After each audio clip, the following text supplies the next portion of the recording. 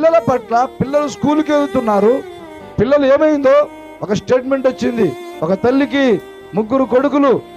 ఆ 3 కొడుకులు అయితే తండ్రి ఎక్కడో దూర దేశానికి పోయి కష్టపడి సంపాదిస్తూ నా పిల్లలు ప్రయోజకులు కావాలని తన తల్లి ఏం చేస్తుందంటే కాయ కష్టము చేసి పిల్లలు చదివిస్తుంది. ఆ పిల్లలు ఏమయ్యారంటే తుంటరి స్నేహం చేసి పిల్లలు ఏమైపోయారు తెలుసా? ఆల్కహాల్కు, త్రాగుడకు, భయంకరంగా బైకుల మీద విచ్చలవిడిగా పాపములో మునిగిపోయి వాళ్ళు పూర్తిగా చట్ట విరుద్ధమైన కార్యకలాపాలు చేస్తున్నారు.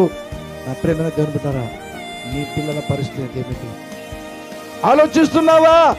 ఒక తల్లి, ఒక తండ్రిగా బాధ్యత తీసుకుంటున్నావా? బాధ్యత లేదు. బాధ్యత లేకపోతే నీ పిల్లలు బలహీనులైపోతారు, త్రాగుడకు బానిసైపోతారు. నా ప్రియమైన దేవుని బిడ్డ